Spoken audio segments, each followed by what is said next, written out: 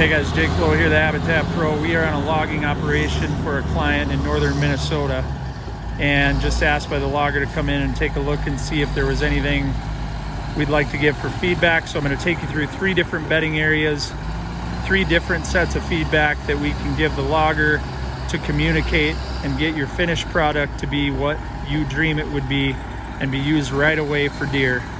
Because it's not just cut the trees down, you got to make sure they can use the bedding elevation. All right, so here's an example of a good thing. The road up into this bedding area, up onto the crown of the elevation, is still open, still manageable for hooves. And then once we get up here onto the crown, we've got a mix of a patch of mulch that is not going to grow anything. That's going to be a long time to degrade and come back and, you know, get the raspberries in the early succession started. But then we've got bare soil right there. If we wanted to, we could throw some switch on there. But we're also going to get good tree seed growth there. Some bare soil over there. But then the big thing is the bedding elevation is available. Okay. What I mean by that is they don't want to be on the crown. They want to come down the crown about 4 feet to 6 feet. So here's northeast wind elevation. You know, we don't get that very often, but in each bedding area, you want to have the ability of the doe family or the buck to lay down on every wind direction with the wind at their back looking downhill. So you got to make sure that that happens. And it's tough to do after the fact. So that one right there looks downhill to the southeast. So you can see if we wanted to, we can hinge cut around this or just leave it. You can see the logger did put a lot of side cover right here when they processed in the woods. So this is good because that would be our northwest bedding elevation. That's a big one, really important to make sure that that's secured. When you get a hump in the woods, you want to make sure you don't trash in your northwest or southeast bedding elevation, because those are going to be the most common winds we get during hunting. Okay, and then this faces northwest, so this is our southeast bedding elevation. Already pretty easy to clean this one out. Maybe hinge cut some of these ironwood and maple saplings in front of us, but you can see the logger did a great job plopping treetops right around it. So we've got that broken view, but we've also got plenty of escape. You know, if they need to, they can just, oh, I smell something, peace out, right down the logging road that's clear and doesn't have a bunch of slash on it.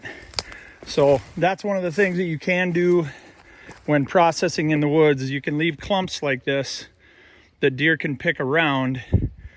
But I'm going to show you now a spot where it's just too much trash, and you're going to want to bunch that up a little bit more and leave gaps in between it, similar to what we have here.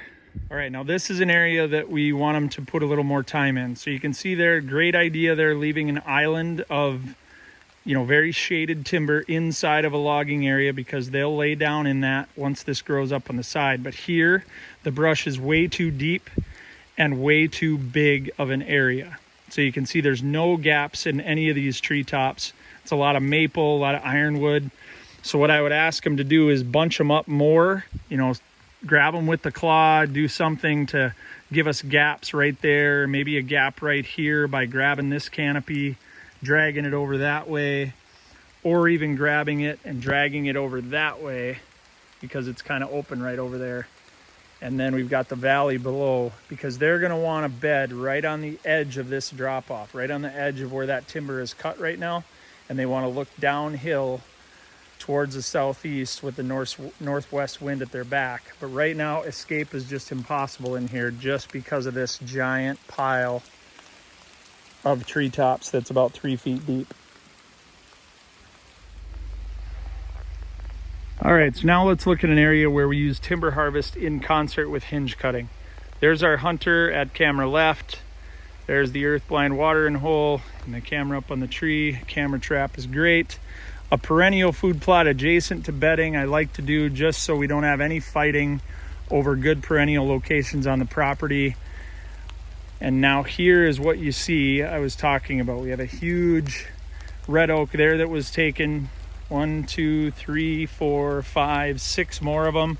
Those are really, really good trees for the logger. And then for us, it got a great deal of canopy out of the way, and we got our, you know, monetary feedback that we can reinvest in the property. But then if we look up, we've got maple and ironwood, 6 to 8 inch range, a lot of it clumpy, leaning out.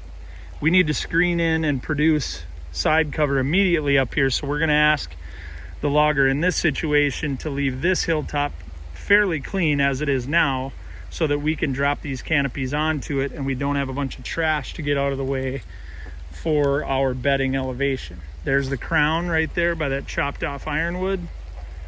So they're going to be down here in this general area in great cover, looking at their food plot. All right, and there's the end game. Got the forwarder there unloading what he grabbed out in the woods from the processor, and then the truck just showed up and has his own claw. And now is when we start to see how many trucks roll out of here and how much our landowner gets to reinvest in his property. Okay, great way to get some money in your pocket, some canopy out of the way, get your infrastructure done. These are fantastic roads. When they're out of here, you have a great setup for access. Just doing a great job here with Hodgin Logging in northern Minnesota. This is Jake with the Habitat Pro. Get out and enjoy creation, guys. God bless.